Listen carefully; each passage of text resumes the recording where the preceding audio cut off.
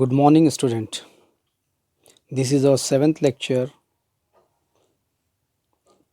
on first lesson reproduction in lower and higher plant. And our today's topic is development of embryo. It is very important topic. Look at here. What is embryogenesis? The process of development of zygote into an embryo is called embryogenesis. The embryo is developed at the micropylar end of embryo sac. As you know, there are two sides, two ends in embryo. In ovule, that is one micropylar end, and second, that is chalaza end. And the embryo is developed at micropylar end. Dear student, आज का हमारा जो lecture है ये है development of embryo पर.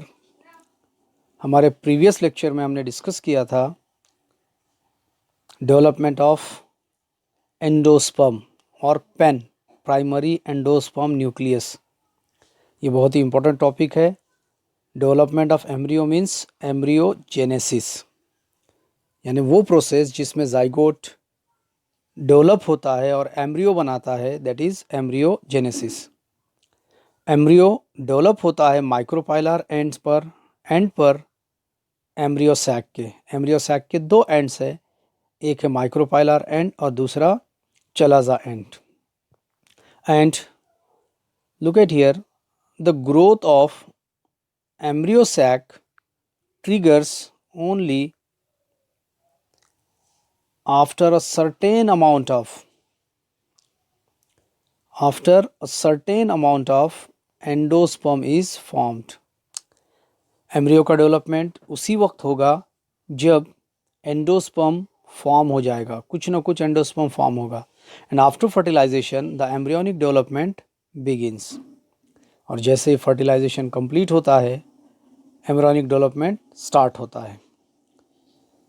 Next, the zygote divides into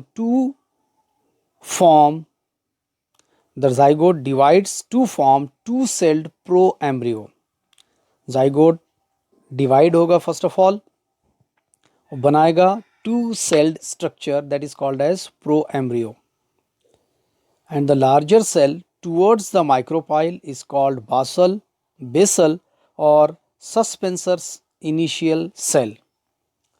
दो cell बनते हैं. लार्ज सेल जो माइक्रोपाइल के साइड रहेगा, that is suspensor initial cell, and smaller cell towards the chalaza is called terminal embryonal cell और एम्ब्रियोनल इनिशियल सेल. आप यहाँ पर इस फिगर में देख सकते हैं. फिगर ए में हमको दो सेल स्ट्रक्चर दिखेंगे. Upper cell that is smaller and lower that is larger, that is basal suspensor cell. Look at here in the figure B also, it is a two-celled structure. The large basal cell that is suspensor, this is suspensor cell, this is large basal cell, and the upper smaller cell that is embryonal initial cell. And next, the suspensor cell divides transversely in one plane to produce filamentous suspensor of 6 to 10 cell. The suspensor cell, as you know, जो basal suspensor cell है, suspensor initial cell है, वो actual divide होगा transversely. Okay, transverse means in a straight direction like this, in this plane, and it produce a filamentous suspensor of 6 to 10 cell, and ये बनाएगा filamentous means long thin thread like suspensor जिसके अंदर 6 to 10 cells रहेंगे. Okay, structure C हमको दिख रहा है, that is long filamentous suspensor, this is S, long filamentous suspensor. ये जो बासल सेल है फिगर बी में 2 सेल स्ट्रक्चर है ये, इसका बेसल सेल एक्चुअल डिवाइड होता है और ये लॉन्ग फिलामेंटस इस तरह का सस्पेंसर बनाता है जिसके अंदर 6 to 10 सेल्स रहेंगे। Now next, the first cell of the suspensor, the first cell of suspensor towards the micropyle end become swollen and function as a haustorium।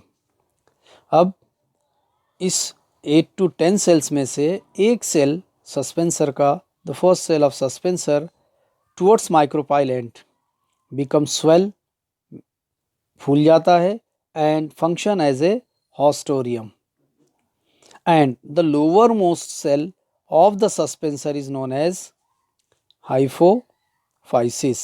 hypophysis, ऊपर का फर्स्ट सेल सस्पेंसर का जो micropyle के and के side में है वो फूल जाएगा और हॉस्टोरियम बनाता है फूल कर, और जो लोअर सेल है that is lower cell of suspensor, ये एक्चुअल क्या बनाएगा, हाइपोफाइसिस कहलाएगा। The suspensor help in pushing the embryo in the endosperm. अब जो सस्पेंसर सेल है इसका फंक्शन है कि ये एम्ब्रियो को पुश करेगा एंडोस्पर्म के अंदर। ओके, यहाँ पर हम देख सकते हैं ये वाला जो रीजन है दिस इज सस्पेंसर, और ये वाला जो रीजन है ये एम्ब्रियो है, इसको ये पुश करता है। नेक्स्ट,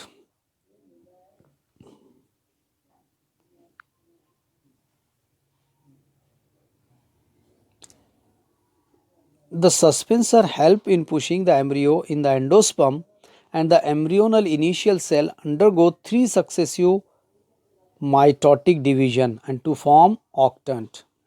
अब जो एम्ब्रियो है एक्चुअल में वो 3 माइटोटिक डिवीजन करेगा और इस 3 माइटोटिक डिवीजन के बाद ये एक स्ट्रक्चर बनाएगा that is called as octant. ये जो स्ट्रक्चर हमको यहाँ पर दिख रहा है, हमको 4 सेल दिख रहे हैं, 4 + 4 मीन्स ये एक्चुअल 8 सेल स्ट्रक्चर है दैट इज ऑक्टेंट, और ये जो स्मॉल h हमको दिख रहा है यहाँ पर दैट इज हाइपोफाइसिस, वो सेल जो एम्ब्रियो को पुश करेगा टुवर्ड्स एंडोस्पर्म। हम इस स्ट्रक्चर में भी देख सकते हैं, ये एम्ब्रियो है, E मीन्स एम्ब्रियो और H means hypophysis, S means suspensor cell. Next, अब ये जो ऑक्टेंट है, look at here, the planes of division are right angle to each other and the lower tier means lowermost of 4 cell of octant give rise hypocotyl and radical। अब जो octant है, octant के अंदर total 8 cell रहेंगे, इसके अंदर lower 4 sales रहेंगे और वो बनाएंगे हाइपोकॉटिल एंड रेडिकल, वेयर एज इसको छोड़कर next 4, whereas the 4 cells of upper tier means upper side, the 4 cells of upper tier form the plumule and 1 or 2 cotyledons।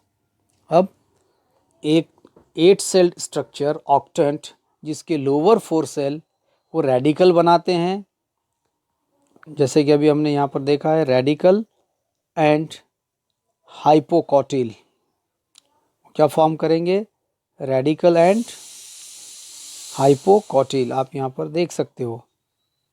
The lower tier means lower 4 cells of octant, okay, ये बनाएंगे हाइपोकॉटिल and radical, और फिर ऊपर के जो 4 cells है they form the upper tier 4 cells, they form plumule and 1 or 2 cotyledons. ये cotyledons का जो नंबर है 1 और 2 ये डिपेंड करता है मोनोकॉट और डाइकॉट के नंबर ऑफ कॉटलीडन्स ये डिपेंड करेंगे कि वो प्लांट मोनोकॉट है या डाइकॉट है. And as you know there are two categories in angiospermic plant, or angiosperms are divided into two types, that is monocot means having one cotyledon, and dicot having two cotyledons. Next, the hypophysis by further division give rise to the part of radicle and root cap. हाइपोकॉटिल वो structure है जो अपर 4 cell से form होता है. हाइपोकॉटिल और radicle ये actual further division करेगा and it give rise to the part of radicle and root cap, और ये बनाएगा रेडिकल और रूट कैप को. Subsequently the cell in the upper tier, जो ऊपर के 4 सेल्स है, of octant divide several planes to so as to become heart shape, which then forms two lateral cotyledons and terminal plumule. अब जो अपर tier के जो sales थे 4 cell जिन्होंने प्ल्यूम्यूल और 2 कॉटलीडन 1 और 2 कॉटलीडन फॉर्म किया था, ये एक्चुअल अगेन डिवाइड होंगे सेवरल प्लेन्स में और ये कन्वर्ट होंगे first of all heart shape में, heart shape, and which then forms 2 lateral cotyledons, और हार्ट शेप के बाद वही हार्ट शेप एक्चुअल 2 कॉटलीडन में कन्वर्ट हो जाएगा. And further enlargement of hypocotyl and cotyledon result in a curvature of embryo and it appears horseshoe shape. Now उसके बाद जो फर्दर डेवलपमेंट होगा हाइपोकॉटिल का एंड कॉटलीडन का, इससे बनेगा curvature of embryo and it appears like a horseshoe, और ये कैसा दिखेगा, हॉर्सशू शेप. आप इस स्ट्रक्चर में देख सकते हैं. Look at here, this is the first shape, heart shape. यहाँ पर आपको हाइपोकॉटिल दिख रहा है, दिस इज एच मीन्स हाइपोकॉटिल. ये एक्चुअल हाइपोकॉटिल हाइपोफाइसिस, ये वो सेल है जो एक्चुअल एम्ब्रियो को पुश करेगा. Sorry, H means hypophysis. ये वाला सस्पेंसर सेल और ये एम्ब्रियो. यहाँ पर ये आपको जो शेप दिख रहा है this is heart shape. Okay, next आप यहाँ पर देख सकते हैं इसको. पहले ये हॉर्सशू शेप रहेंगे, sorry heart shape, and after that ये हॉर्सशू शेप रहेंगे लाइक दिस. ये लेस और मोर सिमिलर है हॉर्सशू शेप के, ये वाला पार्ट एक्चुअल ये हॉर्सशू शेप दिखेगा, और ये कंप्लीट वाला reason, this complete region is at the beginning of its development from heart shape. ये एक्चुअल हमको दिखेगा like this horseshoe shape, like this. Okay, now next,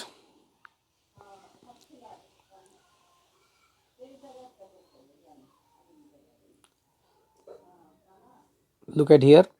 The embryo develop in a is similar in both dicot and monocot up to the octant stage. octant stage तक जो embryo develop होगा वो monocot plant हो या dicot, दोनों में same रहेगा. And the difference appears later. In monocot the embryo single cotyledon occupies the terminal position and plumule is lateral. अगर वो मोनोकॉट है तो मोनोकॉट में एक्चुअल एम्ब्रियो सिंगल कॉटलीडन में अपीयर होगा और ये ऑक्यूपाई करेगा सिंगल कॉटलीडन जो टर्मिनल पोजीशन को ऑक्यूपाई करेगा. मोनोकॉट में एम्ब्रियो सिंगल कॉटलीडन बनाता है और ये ऑक्यूपाई करता है टर्मिनल पोजीशन को, और प्ल्यूम्यूल होता है lateral. And the single shield और single shield shape cotyledon is called scutellum. अगर मोनोकॉट है तो उसके अंदर एक single shield shape cotyledon form होता है, इसको हम बोलेंगे स्क्यूलम. आपको याद रखना है, स्क्यूलम is a single shield shape cotyledon in monocot, and the protective sheet of plumule is called coleoptile. अब इस प्ल्यूम्यूल की जो प्रोटेक्टिव शील्ड है उसको हम बोलेंगे coleoptile. And that of the radical is coleorhiza, और इसके अंदर जो रेडिकल बनेगा मोनोकॉट्स में वो कोलियोराइजा रहेगा. And finally at the end of this complete development, and finally ovule is transformed into seed and ovary into fruit. जब development complete होंगे तो फाइनली जो ओव्यूल रहेगा वो ओव्यूल एक्चुअल ट्रांसफॉर्म होकर सीड बनाएगा और ओवरी ट्रांसफॉर्म होकर फ्रूट फॉर्म करेगी. ये कंप्लीट डेवलपमेंट था, डेवलपमेंट ऑफ एम्ब्रियो.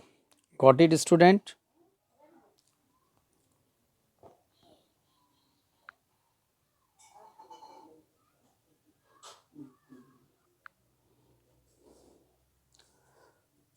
नाउ और next topic is seed and fruit development.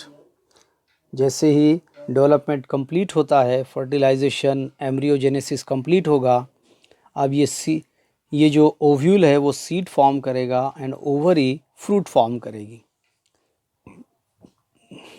हमको वही डिस्कस करना है. Look at here, seed and fruit development. The goal of reproduction in every living organism, including plant, is to create offsprings for future or next generation. Each and every living organism, the goal of reproduction is to produce offsprings for next generation. And one of the way that plants can produce offspring is by forming or making seeds. किसी भी living organism का reproduction का जो main goal है वो है to create offsprings for next generation. Next generation के लिए ऑफस्प्रिंग्स प्रोड्यूस करना.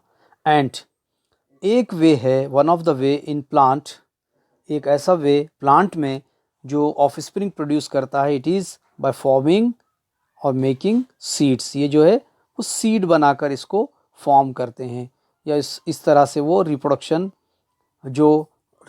का जो गोल है उसको अचीव करेंगे. And the flowers must be pollinated in order to produce seed and fruit. और जो भी फ्लावर्स रहेंगे वो पॉलिनेट होंगे and they produce seeds and fruit. Seed development is initiated by fertilisation. और सीड का जो डेवलपमेंट रहेगा उसकी बिगनिंग होगी फर्टिलाइजेशन से. The integuments of the fertilized ovule persist and get transformed into seed coat of mature seed. और जो integuments है, टू प्रोटेक्टिव कवरिंग, जो ओव्यूल में हमने देखा दो इंटीग्यूमेंट्स होते हैं. टू प्रोटेक्टिव कवरिंग होती है, टेगमेन, टेस्टा, और ये जो है एक्चुअल ट्रांसफॉर्म होंगे. जब सीड बन जाएगा तो उस सीड का क्या फॉर्म करेंगे? सीड कोट फॉर्म करेंगे. कब? in mature seed. Look at here, this is a bean seed in dicot. Dicot का seed इस तरह से दिखेगा, bean seed. यहाँ पर आप कुछ स्ट्रक्चर्स देख सकते हैं.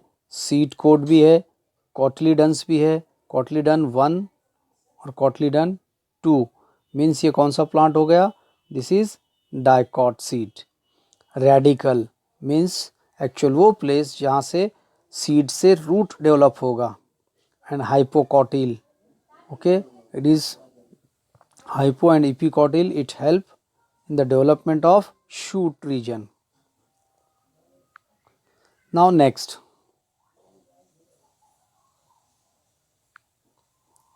look at here,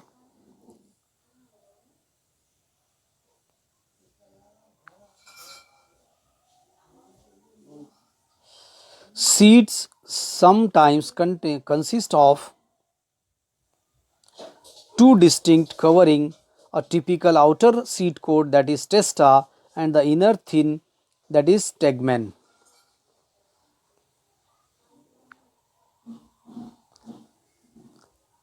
सीड के ऊपर एक्चुअल दो कवरिंग होती है, टू डिस्टिंक्ट कवरिंग्स, जिसमें outer that is seed coat and inner thin that is tegmen. Got it?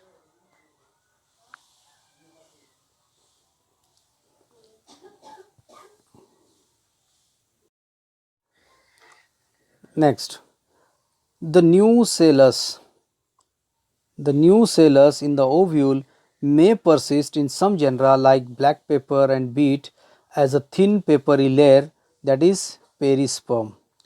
कुछ प्लांट के अंदर उनका जो न्यू सेलस वाला पार्ट है वो परसिस्ट होता है, for example black pepper and beet, और ये क्या बनाएगा, it is form a papery layer called perisperm. In some seed, the food reserves in endosperm are partially used in the development of embryo, and obviously in such seed the endosperm remains conspicuous and fills a greater part of the seed.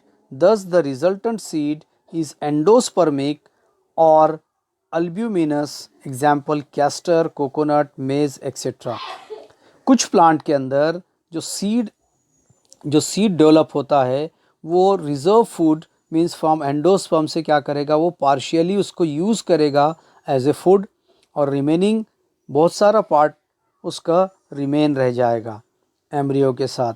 Such type of seed को हम बोलेंगे endospermic, and it is also called as albuminous, means presence of endosperm और presence of endosperm, that is endospermic. Endosperm as we know ये actual क्या करता है, nutrition provide करता है. एग्जाम्पल है कैस्टर, कोकोनट, मेज एक्सेट्रा. आप यहाँ पर देख सकते हो, this is the structure of मेज सीड मोनोकॉट. मेज ये मोनोकॉट का स्ट्रक्चर है, और यहाँ पर आपको दिख रहा है क्लियरली ये वाला पार्ट है एंडोस्पर्म, मीन्स ये सीड का ये वाला जो रीजन है ये एक्चुअल वो सेक्शन है, वो रीजन है जिसके अंदर रिजर्व फूड रहेगा, और रिमेनिंग जो पार्ट हमको दिख रहा है that is seed part, means presence of this endosperm और presence of reserve food, such seeds are to be considered as endospermic. Got it, student? Now next,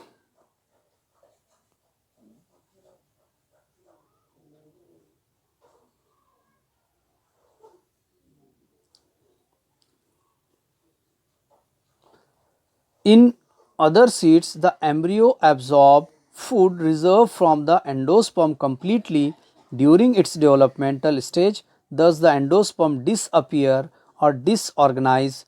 In mature seed the resultant seed is non-endospermic or X-albuminous, example pea, bean, etc. कुछ plant के seed embryo के development के दौरान food को या reserve food को absorb करते हैं, और जब सीड डेवलप होगा कम्प्लीटली तो एंडोस्पर्म उसके अंदर डिसअपियर हो जाएगा, नहीं रहेगा. सच टाइप ऑफ सीड्स, और in mature seeds okay endosperm remain नहीं रहेगा. Such type of seed is called as non endospermic और exalbuminous, example pea, beans, etc. Next, the cotyledons in some non-endospermic seed acts as a food storage, and in others they are the first photosynthetic organ. अब जो cotyledons रहेंगे जो non endospermic seed है उनके अंदर they acts as a food storage, and in others they are the first photosynthetic organ, और कुछ के अंदर वो क्या रहेंगे, फोटोसिंथेटिक ऑर्गन रहेंगे. Micropyle persist as a small pore in seed coat to allow the entry of water and oxygen during soaking. Micropyle persist रहेगा एक स्मॉल पोर के फॉर्म में जो सीड कोट को अलाउ करेगा वाटर और ऑक्सीजन की एंट्री के लिए. जब भी वो सोक किया जाएगा, मीन्स वाटर के अंदर उसको डालेंगे या वो वाटर उसको अवेलेबल होगा तो वो वाटर को और ऑक्सीजन को सोक कर लेगा, एब्जॉर्ब कर लेगा. Fruit development is triggered by the hormones produced by developing seeds, and as mentioned earlier after fertilisation the zygote is formed and the ovary begins to differentiate into fruit and ovary wall develops into pericarp. जैसा कि हमने पहले भी discuss किया है कि actual जैसे ही डेवलपमेंट कंप्लीट होता है ये डेवलपमेंट एक्चुअल ट्रिगर किया जाता है हार्मोन्स के थ्रू, और फर्टिलाइजेशन जब कंप्लीट होगा तो ओवरी जो है वो टर्न होकर, कन्वर्ट होकर, ट्रांसफॉर्म होकर फ्रूट बनाएगी, और इस ओवरी की जो वॉल है वो डेवलप होकर पेरिकार्प बनाएगी. Pericarp means the wall of fruit. Pericarp is basically three-layered, which get differentiated in the fleshy fruit like mango, coconut, etc. अब जो पेरिकार्प है ये 3 लेयर्ड होती है, और जिसकी एक लेयर, जिसकी जो डिफ्रेंशिएट होकर क्या बनाएगी, फ्लेशी फ्रूट बनाएगी, जैसे मैंगो. अगर हम मैंगो की स्किन देखेंगे तो स्किन के नीचे का भी जो पार्ट है वो एक्चुअल पेरिकार्प का ही होता है, फिर उसके नीचे सीड होता है. तो ये जो पेरिकार्प का एक जो रीजन है that is fleshy fruit like and called, और they are examples mango and coconut. Got it student? Now the next topic, significance of seed and fruit formation. Fruits provide the nourishment to the developing seed. अगर seed और fruit form होते हैं तो इसके जो fruits है वो actual nourishment provide करेंगे सीड को. Fruits protect the seed in immature condition. Fruit का दूसरा जो फंक्शन है वो सीड को प्रोटेक्ट करना जब वो इमैच्योर कंडीशन में हो. Seed serve as a important propagating organ और यूनिट ऑफ प्लांट. और जो सीड डेवलप होंगे वो एक्चुअली इंपॉर्टेंट प्रोपेगेटिंग ऑर्गन्स रहेंगे जो प्रोपेगेट होंगे, okay, as a plant. And the last significance that is seeds and fruits develop special devices for their dispersal and thus help in distribution of species. जो भी seeds है या fruits है वो special device produce करते हैं, और जिसके थ्रू वो क्या करेंगे, डिस्पर्सल करेंगे, और डिस्पर्सन और डिस्ट्रीब्यूशन करेंगे. डिस्पर्सल के लिए या डिस्ट्रीब्यूशन ऑफ सीड्स के लिए फ्रूट और सीड दोनों कलेक्टिवली क्या करते हैं, स्पेशल डिवाइस वो यूज़ करेंगे, प्रोड्यूस करेंगे. Got it student? डॉर्मेंसी एक और टॉपिक है छोटा सा. Dormancy is a state of metabolic arrest that facilitate the survival of organism during adverse environmental condition. ये एक metabolic state है, arrest है, जिसके थ्रू ये facilitate करेगा उस organism के survival के लिए. The structural or physiological adaptive mechanism for survival is called dormancy. Structural और physiological adaptive mechanism किसी भी organism के लिए, किसी भी सीड के लिए जो फिजियोलॉजिकल या स्ट्रक्चरल मैकेनिज्म है उनके सर्वाइवल के लिए, उसको हम बोलेंगे डॉर्मेंसी.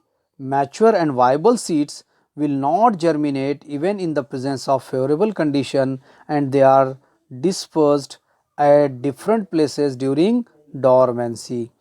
अब बहुत सारे ऐसे प्लांट्स होते हैं जिनके सीड मैच्योर होने पर भी वो जर्मिनेट नहीं होते हैं अगर फेवरेबल कंडीशन हो तब भी.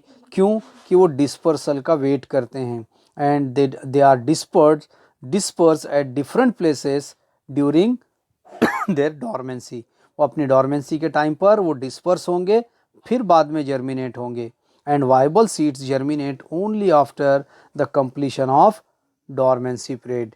जितने भी वाइबल सीड्स होते हैं ये वाइबल सीड्स जर्मिनेट होंगे उनका जब डॉर्मेंसी पीरियड कंप्लीट हो जाएगा. Now got it? At the end of this session again 2 question है आपके लिए. First question, explain the development of embryo, and second question आपके लिए रहेगा explain the development of seed and fruit. Got it dear student? अगर आपको कोई question है तो आप पूछ सकते हो.